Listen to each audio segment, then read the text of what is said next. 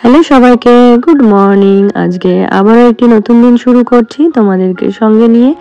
আশা করছি তোমরা সকলে খুব ভালো আছো আর আমরাও বেশ ভালো আছি। আজকে বারটা হলো বুধবার আর এখন ঘড়িতে বাজছে ওই 7টা মতো। তো আজকে অন্য দিনের থেকে একটু দেরি করে ঘুম থেকে উঠেছি। কারণ কি বলতো, ওই যে তোমাদেরকে বলছিলাম যেহেতু আমার ঠান্ডা সর্দি লেগেছে, তো বিভিন্ন রকম মেডিসিন চলছে, তো তার জন্য জানো তো ঘুমটা এখন একটু বেশিই পাচ্ছে। তো আজকে সকালে আগে থেকে টের পাইনি, তানিয়া এসে কলিং বেল বাজালো, তারপরে আর কি ঘুমটা ভাঙলো।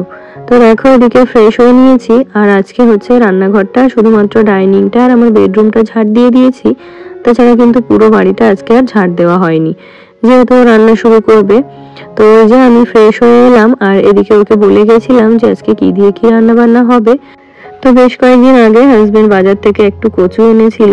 তো আমি ওই বাড়ি থেকে আসার সময় মাও সঙ্গে দিতে চাই, কিন্তু এই যে বাড়িতে যেহেতু কেউ খায় না বা আমি ঠিকঠাক ভাবে করতে পারি না, তাই আর কি মায়ের ওখান থেকে কচুটা আনা হয় না। তো ওই দিন দেখলাম হাজবেন্ড বাজার থেকে একটু কচু নিয়ে এসছে। কচুটা তো দেখতে ভীষণ সুন্দর ছিল, তো কি করব সেটা ভেবে না পেয়ে আমি ওকে বললাম যে কচুটা ছোট ছোট করে কেটে ভাজা করে দিতে। তো সেই মতো ও কচুটা ওই যে কেটে নিয়েছে। আর এদিকে দেখো ভাত আর ডালটা তো আগেই বসাতে হয়, তো এদিকে ডালটাও ফোড়ন দিয়ে নিচ্ছে। আর বললাম কি কচুটাকে একটু ভাপিয়ে জলটা ফেলে দিয়ে তারপরে আর কি ভাজা করতে। আর ওদিকে দু রকমের মাছও বের করা হয়ে গেছে, তো ওগুলো দিয়ে আজকে মাছ ভাজা, মাছের ঝোল ওগুলো হবে। তো এদিকে দেখো আমাদের জন্য একটু চাও করে নিলাম। তো এখন হচ্ছে চা খাবো আর ওদিকে সবজি যা রান্না বান্না হবে সব কিন্তু কেটে নিয়েছে। আর জানো তো এখন শরীরটা যেহেতু একটু খারাপ, তো সেই জন্য কাজকর্ম কিন্তু কিছুই করতে ইচ্ছে করছে না।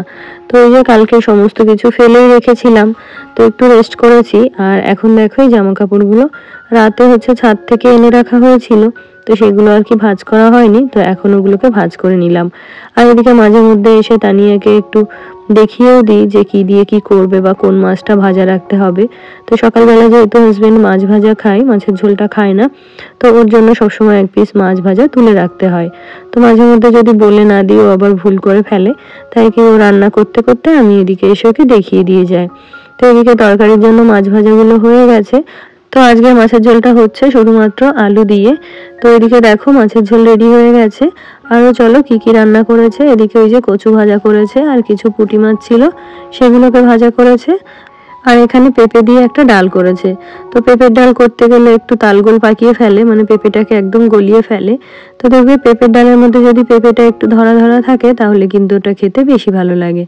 তো ওকে আমি বলেছিলাম যে পেঁপেটা যেহেতু পাতলা পাতলা করে কাটা হয়েছে, সেই জন্য ডালের মধ্যে দিয়ে যেন খুব বেশি সময় না ফোটাতে, একটুখানি ফুটিয়ে যদি ছেড়ে দেওয়া হয় তাহলে ওই ফোড়ন হতে হতে বা ডালটা তো গরম থাকে, সেই গরমে গরমে পেঁপেটা কিন্তু এমনি সেদ্ধ হয়ে যায়। তো ওদিকে হাজবেন্ড রেডি হচ্ছে আর ওকে এখন খাবার দিতে হবে, তাই সমস্ত খাবার দাবার আর কি টেবিলে নিয়ে গেলাম। তো তানিয়া আমাকে জিজ্ঞেস করেছিল যে রান্না করে খাবার দাবারগুলো কোথায় রাখবো। তো যেহেতু টেবিলের উপর আমি সবসময় তরকারির গামলা টামলা ওগুলো রেখে দিই না, টেবিলটা ফাঁকাই রাখি, তাই ওকে বলেছিলাম যে রান্না করে রান্নাঘরে আর কি খাবার দাবারগুলো রাখতে। তো সেই জন্য কি হয় বলো তো, খাওয়ার সময় হলে টেবিলে আবার খাবার দাবার বা তরকারির গামলাগুলো নিয়ে যেতে হয়। তো এদিকে সমস্ত কিছু টেবিলে ধরে রেখে এসেছি। আর এদিকে হাজবেন্ডের আসতে দেরি হচ্ছে দেখে ওর জন্য একটু ফলও কেটে নিলাম। তো তারপরে দেখো ওই যে ভাতটা বেড়ে দিয়েছি। তো আজকে ওই যে পুঁটি মাছের ভাজা করেছিলাম আর হয়েছে আলু দিয়ে মাছের ঝোল, মানে রুই মাছের ঝোল, আর এখানে রয়েছে কচু ভাজা। তো কচু ভাজাটায় সামান্য একটু চিনি দিলে বেশ ভালো লাগতো, তবে ভালোই হয়েছিল। তো একটুখানি মিষ্টি মিষ্টি হলে আর একটু ভালো লাগতো। আর জানো তো এই তরি তরকারি সবজি রান্না করে ঠিকই, কিন্তু এই যে যতটুকুই যা রান্না হয় এগুলোই কিন্তু বেশি হয়ে যায়। তো হাজবেন্ড এই যে সবকিছুই হচ্ছে একবারের বেশি কিন্তু দুবার খাবে না। আর আমারও এই সবজিগুলো বা এগুলো সারাদিনেও আমি শেষ করতে পারি না। আর জানো তো আজকে যে হাজবেন্ডের একটা ইনভিটেশন রয়েছে সেটা আমি একদমই ভুলে গেছি। ও তো আজকে রাতের বেলা বাড়িতে খাবে না, এই সকালে খাওয়া দাওয়া করে অফিস যাবে আর দুপুরের খাবারটা ক্যান্টিনেই খাবে। আর হচ্ছে রাতে ওই যে বললাম নিমন্ত্রণ আছে অফিসের কোনো এক কাস্টমারের। তো ওদিকে হাজবেন্ডও খাওয়া দাওয়া করে বেরিয়ে গেছে আর নমিতা দিয়েও কিন্তু সব কাজ করে দিয়ে গেছে। তো এখন হচ্ছে ছেলেকে ঘুম থেকে তুলে ওকে একটু খাইয়ে দাইয়ে এই যে বই পড়তে বসিয়েছি। তো আজকে ওর পরীক্ষাটা নেই, আজকে ছুটি রয়েছে, আবার হচ্ছে আগামীকাল ওর পরীক্ষা রয়েছে। আর জানো তো এখন তো বলতে গেলে সব স্কুলে অ্যানুয়াল এক্সাম শুরু হয়ে গেছে, মানে এই যে ডিসেম্বরের মধ্যেই হচ্ছে সমস্ত এক্সাম কমপ্লিট হয়ে যাবে।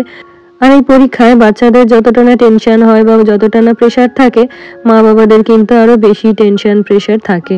তো এই যে কবে যে পরীক্ষাটা শেষ হবে আর কবে যে একটু ফ্রি হতে পারবো সেটাই ভাবছি। তো এই ব্যাপারটা শুধুমাত্র তারাই বুঝতে পারবে যাদের বাচ্চা আছে বা বাচ্চারা স্কুলে যায় আর যাদের বাচ্চাদের পরীক্ষা চলছে।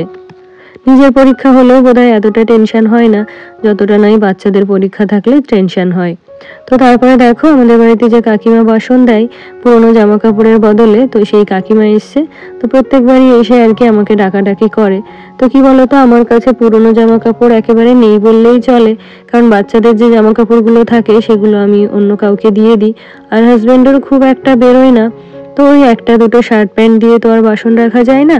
আর তোমরা আমাকেও দেখবে আমি কিন্তু 3-4 বছরের পুরনো নাইটিও কিন্তু এখনো পরি। আমার নাইটি খুব কম ছেড়ে, আর আমি যেহেতু একসঙ্গে অনেকগুলো নাইটি পরি তার জন্য কিন্তু নাইটিগুলো মানে তাড়াতাড়ি করে বাদ দেওয়াও হয় না, খারাপ হয় না, তো সেই জন্য আর কি বাদ দিই না। তো এখানে দেখো এই বাসনগুলো নিয়েছি, তো এগুলো আমি নগদ টাকা দিয়েই নিয়েছি। তো বাসনগুলো জানো তো ভীষণ সুন্দর। আর আমি বাজারেও দেখেছি বড় বড় স্টিলের দোকানে এত সুন্দর কোয়ালিটির বাসন বলো থালা বলো কিছুই কিন্তু এই সমস্ত দোকানে থাকে না। আর এই বাটিগুলো জানো তো ভীষণ ভারী। তো চলো একটু ওজন করে তোমাদের এক একটা ওজন দেখিয়ে দিই। তো দেখো এই বাটিটার ওজন ছিল 168 গ্রাম, আর সব থেকে ছোটটা 137 গ্রাম, আর মাঝারিটা হচ্ছে 340 গ্রাম, আর সব থেকে যে বড়টা এটা হচ্ছে 507 গ্রাম। তো এই যে তোমরা বুঝেই গেলে যে এক একটা বাসনের কত করে ওজন। আর কোয়ালিটি বললাম ভীষণ ভালো। তো তারপরে এদিকে দেখো ছেলে বেরিয়ে গেছে খেলতে, ওকে খাইয়ে দিয়েছি আগেই, তারপরে একটু বই পড়ে নিয়েছে। তো এখন হচ্ছে ঘরদোরগুলো একটু গোছগাছ করে নেব। আর আমার বেডরুমটা তো আগেই গুছিয়ে নিয়েছি। তো এখানে যেহেতু বাবাই পড়ছিল, তো এখন ওর বই খাতাগুলো গুছিয়ে রেখে সোফাটাকে গুছিয়ে নেব।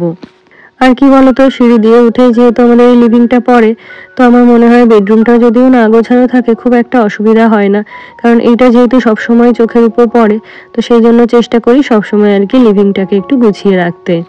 আর ঘর বাড়ি যে সাজানো গোছানো থাকবে বা পরিষ্কার পরিচ্ছন্ন থাকবে এটা কিন্তু আমরা প্রত্যেকেই চাই। তো শুধু চাইলেই তো হবে না, এর জন্য নিজেকে একটু পরিশ্রমও করতে হবে। তো এখন ওই যে ছেলেও পড়াশোনা করে খেলতে বেরিয়ে গেছে, প্রায় ঘন্টা খানেক বাইরে থাকবে। আর এদিকে হচ্ছে রান্নাঘরের কাজ, তারপরে যে ঘর পরিষ্কার সমস্ত কিছুই তো হয়ে গেছে। তো চাইলে কিন্তু এখন আমি একটু বিশ্রাম করতে পারি, কিন্তু না, এই যে ঘরগুলো একটুখানি গোছগাছ করে পরিপাটি করে রাখলে তবেই যেন ভালো লাগবে। আর এই কাজগুলো ফেলে রেখে যদি আমি এখন একটু বিশ্রাম করতে যাই, তাও কিন্তু এগুলোর জন্য মন টানবে। তো প্রত্যেকদিন যেহেতু ঘুম থেকে ওঠার পরে এই কাজগুলো করে একবারে ঘরটা ঝাড় দিয়ে নিই। আর আজকে তো তোমাদেরকে বললাম যে ঘুম থেকে উঠতে একটু লেট হয়ে গেছে, তো তাই আর কি এই কাজগুলো পরে করে নিচ্ছি। তো চলো এবারে তোমাদের কিছু কমেন্ট পড়ে ফেলি। তো আমার গত ভিডিওতে কমেন্ট করেছিল হাউস ওয়াইফ ঝুমা দিদি ভাই, তো লিখেছে খুব সুন্দর লাগলো। তো অনেক ধন্যবাদ দিদি ভাই তোমাকে। আর কমেন্ট করেছিল স্নিগ্ধা পরেল আইডি থেকে দিদি ভাই, তো লিখেছে কেমন আছো দিদি ভাই। তো আমি ভালো আছি গো। আরও জানতে চেয়েছে যে আমি যে ওভেনটা ব্যবহার করছি ওটা তো আমি অনলাইন থেকে নিয়েছিলাম, তো যেহেতু অনেক দিন ব্যবহার করছি তো ওটা কেমন সার্ভিস দিচ্ছে সেটাই আর কি জানতে চেয়েছে। তো আমার ওভেনটা খুব ভালো সার্ভিস দিচ্ছে, এখনো কিন্তু কোনো প্রবলেম হয়নি। আমিও প্রথম প্রথম ভাবছিলাম যেহেতু ওভেনটা একটু অন্য প্যাটার্নের তো তাড়াতাড়ি খারাপ হয়ে যেতে পারে, তো না, আমি তো প্রায় 1.5-2 বছর এটা ইউজ করছি, তো বেশ ভালোই সার্ভিস দিচ্ছে। আর খারাপ হয়েছে বলতে কি বলতো, যেহেতু ওর বার্নারের যে ঝিকগুলো ওটা তো লোহার, তো ওটাতে একটুখানি রাস্ট পড়েছে। তো কি বলতো, এটার সঙ্গে স্টিল দিলে তো মানাবে না, যেহেতু ওভেনটা কালো রঙের, তো তো সেই জন্য ওটাতে লোহা ইউজ করা হয়েছে। তাছাড়াও এর থেকেও যে দামি ওভেনগুলো সেগুলোতেও দেখেছি যে বার্নারগুলো আছে ওগুলোতে কিন্তু একটু রাস্ট পড়ে। আমার গত ভিডিওতে আরো কমেন্ট করেছিল বিউটি ব্লগ থেকে, তো লিখেছে প্রিয় দিদি কেমন আছো, অসাধারণ একটি ব্লগ দেখলাম। থ্যাংক ইউ গো, আমি ভালো আছি, তুমি কেমন আছো জানিও। তো তারপরে দেখো এদিকে ডাস্টিং এর কাজ কমপ্লিট, আর এদিকে হচ্ছে এই যে কিছু জামা কাপড় ছিল, তো এগুলোকে এখন মেশিনে দিয়ে দেব। তো যেহেতু ডেইলি ওয়ারের জামা কাপড় খুব বেশি নোংরা নেই, তাই কিন্তু এটাকে আজকে 15 মিনিট দেব। আর জানো তো তোমাদের কাদের সাথে এই ব্যাপারটা হয়ে থাকে আমাকে জানিও তো। মেশিনেই কাচি বা হাতেই কাচি, যখনই জামা কাপড় কাচতে নিয়ে যাই কিছু না কিছু বাদ পড়ে যায়। বিশেষ করে যে মোজাগুলো ওর পেয়ারের থেকে একটা আমার বাদ পড়ে যায়, হয়তো বাথরুমে নিতে যাওয়ার সময় মেঝেতে পড়ে থাকে বা মেশিনে দেওয়ার সময় সেটা মিসিং থাকে। তো আজকেও দেখো সমস্ত কিছু কাচবো বলে নিয়ে বসেছিলাম, তো ওদিকে দেখি ছেলের একটা জামা বাকি রয়ে গেছে, তো ওটাকে আবার সামনের দিন দিতে হবে। তো ওদিকে দেখো স্নানটাও সেরে নিয়েছি, আর এখন হচ্ছে ঠাকুর পুজোটা দিতে হবে। আর জানো তো বাড়িতে টুকটাক যে আমি ডেইলি বেসিসের গয়নাগুলো ইউজ করি, সেগুলো মনে হয় মাঝে মধ্যে একটু ঘুরিয়ে ফিরিয়ে অল্টারনেট করে পরতে আমার বেশি ভালো লাগে। তো বেশ কয়েকদিন ধরে আমার যে সোনার যে ছোট্ট একটা ডাল নাকের ছিল ওটাই পরেছিলাম। তো আজকে মনে হলো আমার যে ডায়মন্ডের নাকেরটা রয়েছে ওটা পরি। তো সেই মতো আর কি ওই নাকেরটা চেঞ্জ করে ডায়মন্ডের নাকেরটা পরে নিয়েছি। তো মাঝে মধ্যে এরকম একটু লুক চেঞ্জ করলে বেশ ভালোই লাগে। আর আমাদের মতো হাউসওয়াইফদের সেজেগুজে বাইরে বেরোনোর সুযোগটা কিন্তু খুবই কম। তো সেই জন্যই একঘেয়েমি কাটাতে আর কি এই কাজগুলো আমি করে থাকি। তো তারপরে তোমাদের সাথে দেখা হচ্ছে একেবারে সন্ধ্যাবেলাতে।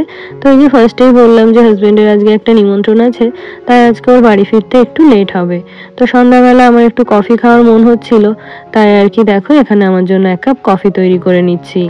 আর আমার গত ভিডিওতে আরও কমেন্ট করেছিল সোমা বিশ্বাস দিদিভাই, তো লিখেছে যে হ্যাঁ আমিও কাল থেকে সকাল সকাল ঘুম থেকে উঠবো।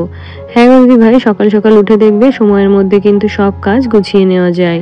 আর কমেন্ট করেছিল ঘর পরিবার ব্লগ থেকে দিদিভাই, আর কমেন্ট করেছিল সামিয়া আক্তার।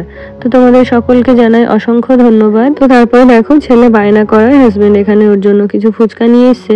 তো এগুলোই আর কি সবাই মিলে শেয়ার করে খাবো। তাহলে বন্ধুরা আজকের ব্লগটি তবে এই পর্যন্তই। তোমাদের সাথে আমার আবারও দেখা হচ্ছে আরো একটি নতুন ব্লগের সাথে। টাটা।